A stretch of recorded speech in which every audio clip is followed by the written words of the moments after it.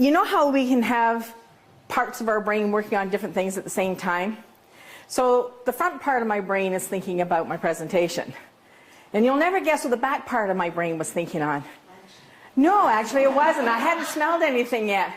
The back of my brain is thinking, oh, what F word can I think of that goes with leadership? Because we've got fearless, and we've got fortune. And I'm thinking, leadership. But I got one. It's followers.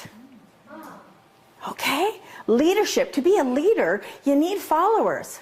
Because if you're out leading and you look around and nobody's behind you, you're just out for a walk. I was 18, I thought I knew everything. So I decided to get married and leave home because of some of the choices that were being made for me. I took on a leadership role. Leadership is a philosophy of life. Now you can have a misguided sense of leadership and a misguided philosophy, which I did have at that time. So hopefully we'll walk through this journey together, and your goddess will relate to you as to where you've led and where you've followed, and has anybody followed where they should have maybe led? I've had 2 practice marriages that allow me to say that. So leadership is about a philosophy of life. It's what you believe. If you believe that the only leaders in your life are the ones that have the name on the door, or the title, or something, a badge that they wear, they're the only people that are leaders, that's not the case. Have you ever been in a big corporation? Have you ever sat around the boardroom? Have you ever looked at who the decision makers are? And have you found out that sometimes it's the person you least expect who has the influence? It's not the CEO, may not be the president, may not be the treasurer, it might be the person on the shop floor that has the power of influence because of truth and integrity and all the characteristics that we look for to follow. What can't you change? On your sheet there, if you might want to write down some things that come to mind or some things that people want to share, what can't you change? Your husband. I think there's a story there, Gail. Do you want to share? That's true. What do they say? Women marry a man hoping he'll change, and a man marries a woman hoping she never will. But yeah, we can't change other people. Let's broaden the perspective. Men are our challenge. I think we can all agree with that. I look at I raised 4 boys, primarily on my own. That accounts for a lot about me. Do I want to change the past? Well, when you start undoing what was, then you start impacting the things that are good about it. Because thankfully, it's not all bad. There were parts of it that were definitely not keepers, but there were parts of it that definitely were. So I had 2 boys by my first marriage, 2 boys by my second marriage, and then I married a third man that had 2 boys. So 6 boys in my family, plus all boy grandchildren except 1. So little testosterone runs around my house quite a bit. But when you look at what you cannot change, then you need to accept it. When I was 24, I separated from my first husband. He was a military fellow who was gone all the time anyway, so I went from being married to being single and hardly noticed. But when I was 24, I went and researched my adoption. I went down to the Children's Aid Society and I said, hey, I'd like to find out who my parents are. I'd like to find out my past.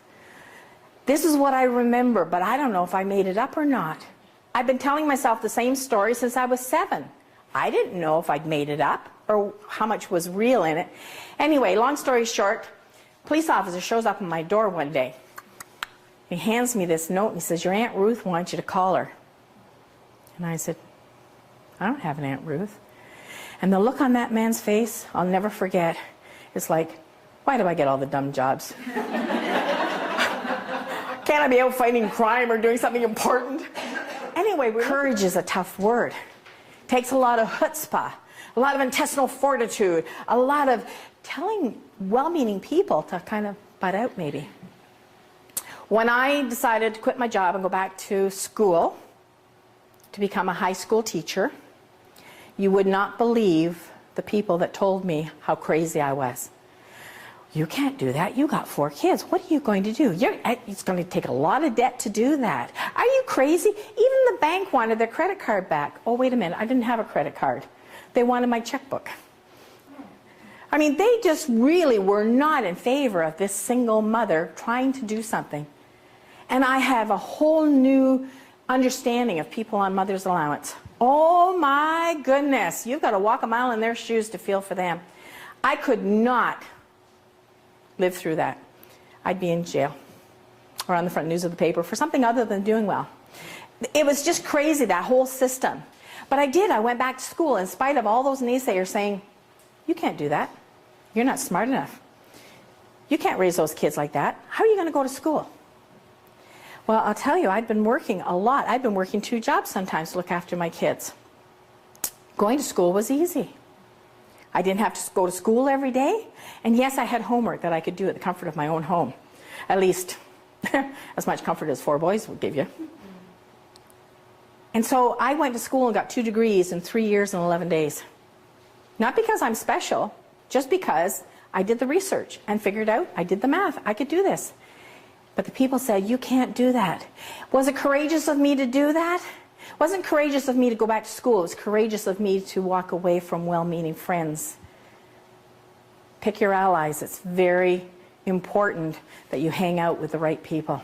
Very important. But it triggers enthusiasm. It gives you, therefore, a whole lot more energy. And from energy, then what you have is a brain that gets all fired up and creative. You've got all your neurons firing. You've got all this stuff going on, this thinking that's really exciting and new and energetic. And you want to know where thoughts come from? A lot of it will just come from yourself when we take time to listen to ourselves. When we spend that time, because all that creativity, and then you get a couple of people that are positive and working together and they brainstorm together, who knows where that's going to go? Have you ever brainstormed with a negative person? Oh. We're going to have a surprise party. Oh, that won't work.